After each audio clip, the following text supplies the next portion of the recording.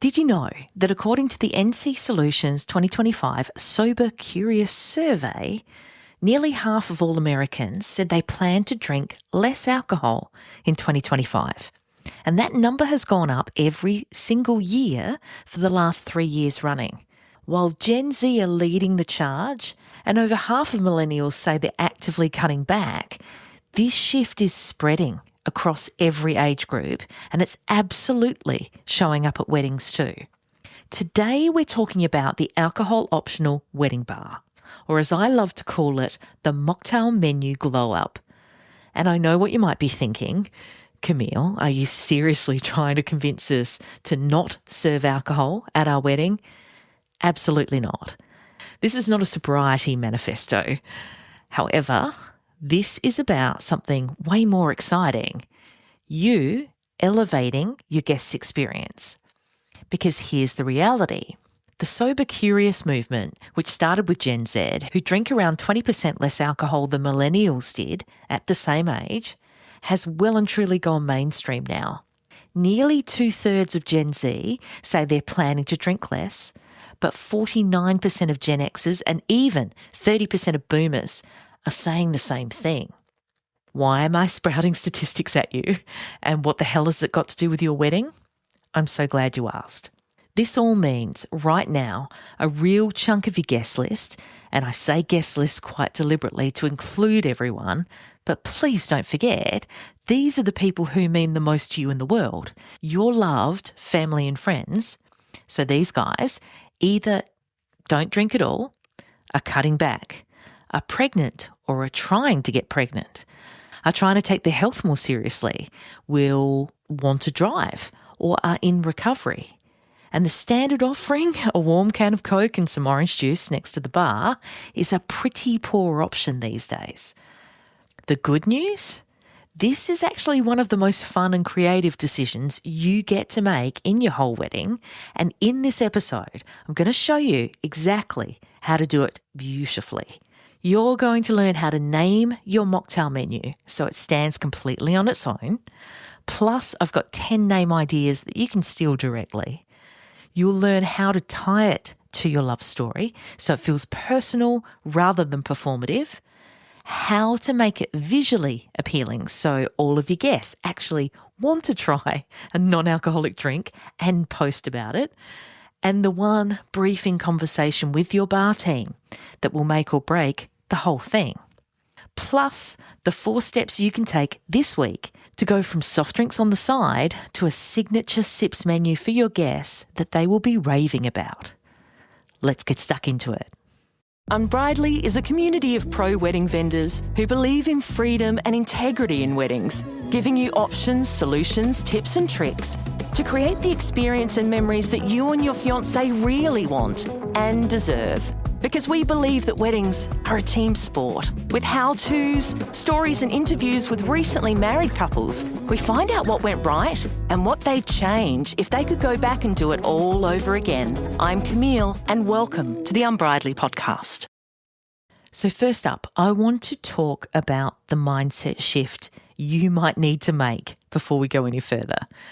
Because I think we need to reframe alcohol optional as a hosting upgrade and not a remove all the fun from the party or fear of seeming cheap or some sort of family flashpoint downer. And so I need to start by naming something. If you're considering a mocktail menu or reducing the alcoholic offerings at your wedding, I know that there is a very good chance someone in your life has already had an opinion about it and shared it with you. Maybe it was but people expect an open bar kind of comment. Maybe it was a raised eyebrow and silent judgment. Maybe it was your mum. And I want to give you a little permission slip right now. I've got it right here. I'm going to slide it across to you. Your wedding bar is yours to design.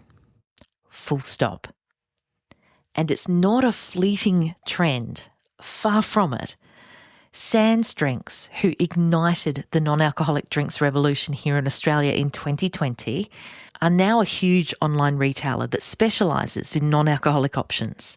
On their Instagram page, Sans Drinks shared that according to CNBC, non-alcoholic beer is set to overtake ale as the second biggest beer category globally by volume in 2025, even ahead of traditional ales. While total beer sales dropped by 1% last year, non-alcoholic beer grew by 9%.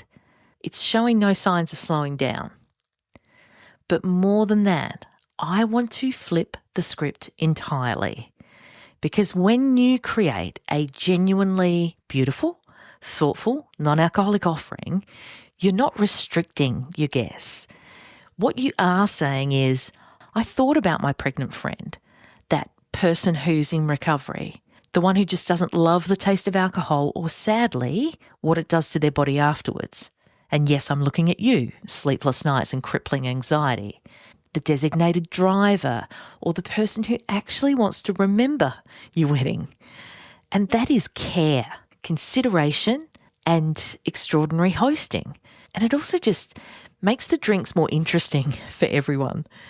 Here in Australia, with our massive drinking culture, there is still a fair degree of resistance in certain circles. But I can see the shift and the change, even within my age group.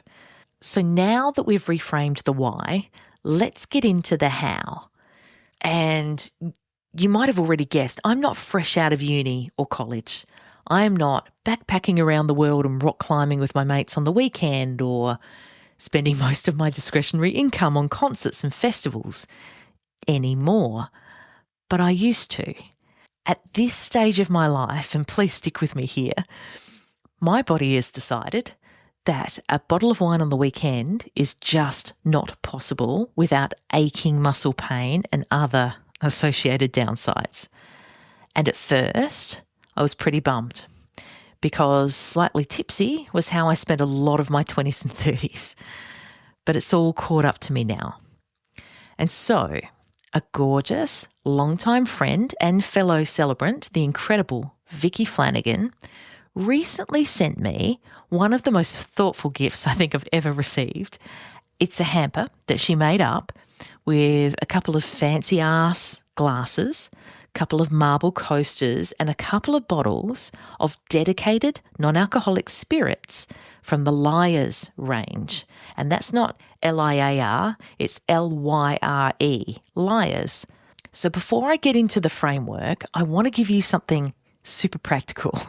3 actual drink recipes you could hand to your caterer tomorrow. Now, I've been a fan of the Lyre range for a little while, and if you haven't come across them, they make premium non-alcoholic spirit alternatives. So think gin and bourbon, rum, aperitivo, etc., that are genuinely crafted to taste like the real thing. And they are the reason, and there are other brands, of course, but they make a mocktail menu hold its own next to a full bar. And so here are 3 Lyres recipes that I think are absolutely perfect for a wedding. And number 1 is the Amalfi Spritz, your cocktail hour hero.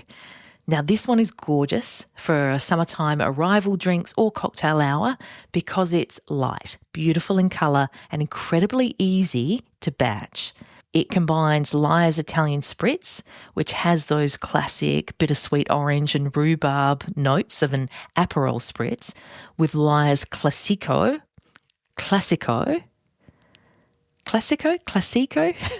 which is their non-alcoholic sparkling wine alternative.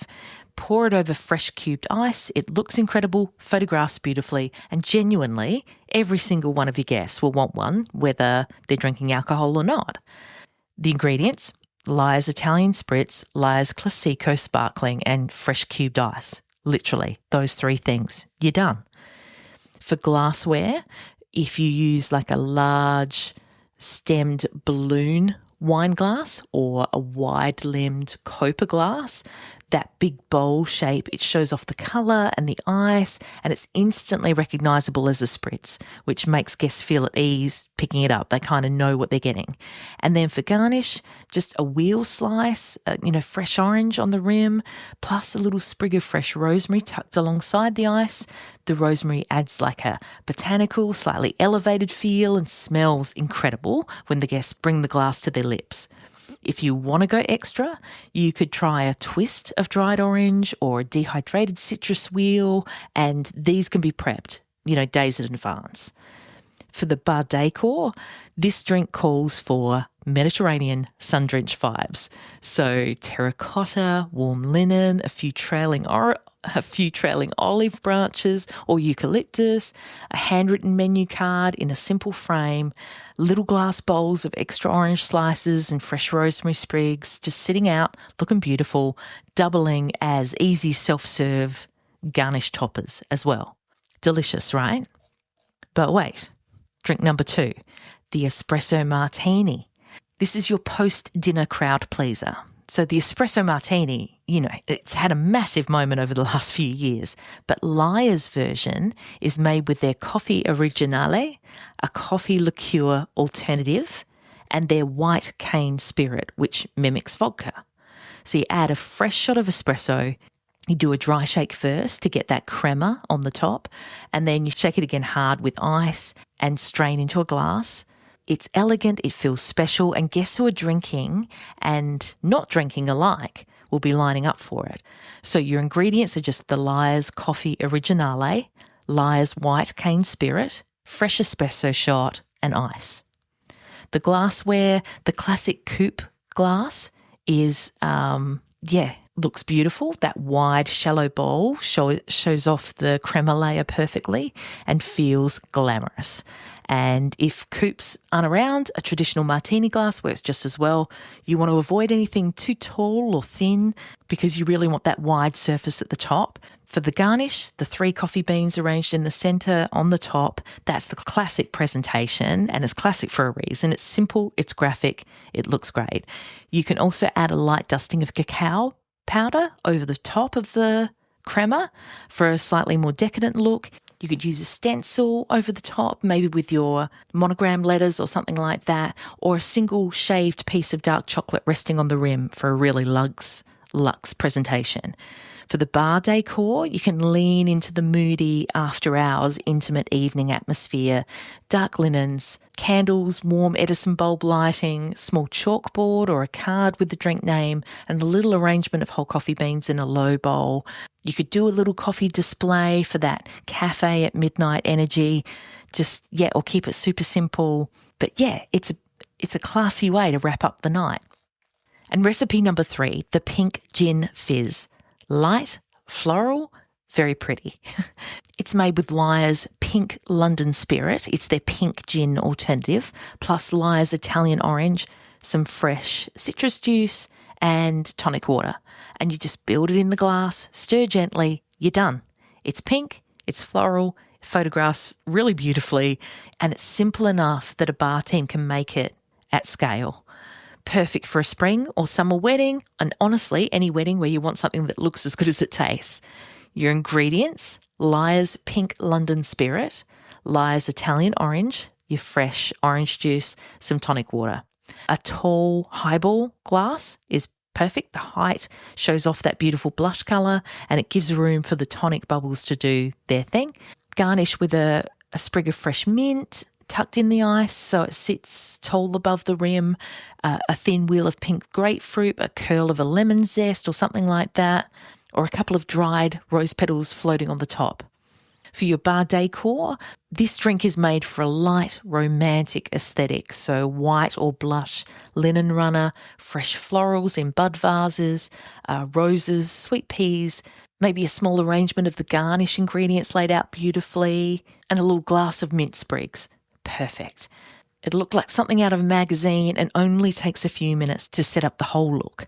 So I'll link all 3 recipes that are on the Liar's website in the show notes so you can grab the exact measurements and just pass them straight on to your caterer.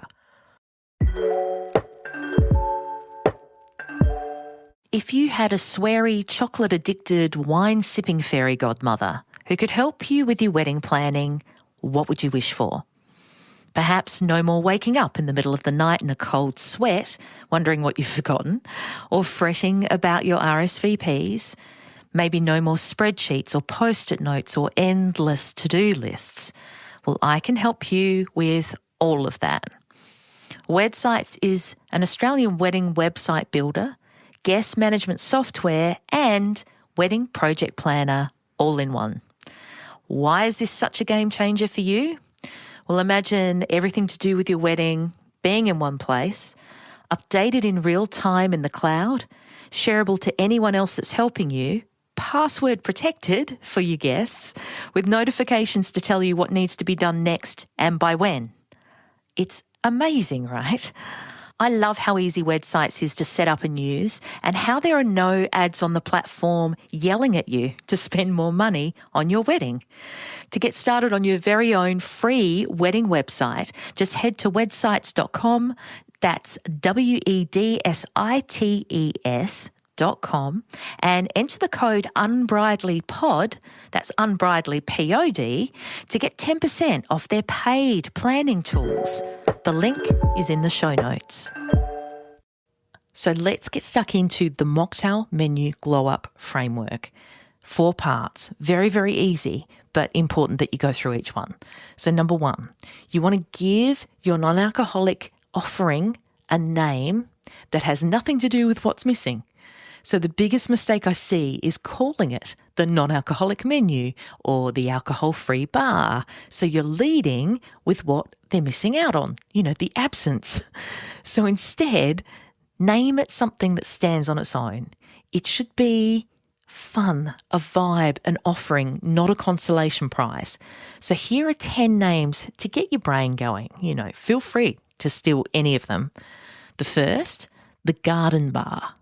Fresh, floral, elegant. Summertime, outdoors, gorgeous. Number 2, the botanical sips menu. Herby, sophisticated, a little bit wild. Maybe it's all your gins in there. Number 3, sunset sipper station. So think warm, golden hour energy, perfect for your outdoor weddings as well.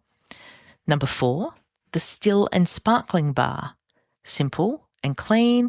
It works for any aesthetic of wedding and just, highlights the fact that there are other things available.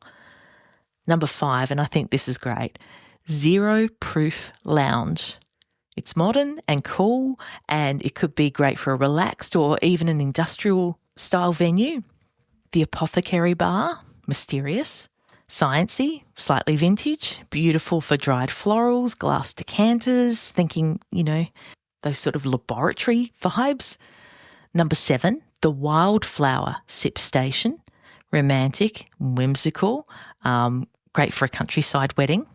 Number 8, the elixir bar, a little bit magical, bit playful, pairs beautifully with a sort of fairy light aesthetic. Number 9, the seedling bar. Fresh, great for the eco-conscious couples. And number 10, morning dew sips menu. Soft and dreamy, perfect for an early day wedding, like a brunch wedding, something like that. So you get the idea. Pick some adjectives that feel like you, or use these bar names as a springboard and invent something entirely your own, maybe something that connects to your love story, which is actually the next step. So number 2, you want to anchor the name of your mocktail menu to the story of you guys. So it's a gorgeous opportunity to personalize your wedding in a way that a lot of couples completely miss. So think about where you first met, or where you got engaged, a place you love to travel to together, or a flavour that means something to you both. So build your drink menu around that. So thinking things like a Lisbon-inspired sparkling elderflower with lemon, a New Orleans-style spiced hibiscus fizz. Maybe it's a drink named after your dog. It doesn't matter. It doesn't matter. It's the connection that matters. So this is the stuff that your family and friends will remember and they'll talk about. Number 3, make it visual.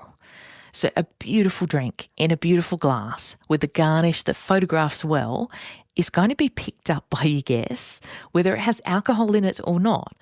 So work with your caterer or bartender on the presentation, dried citrus slices, fresh herbs, edible flowers, quality glassware.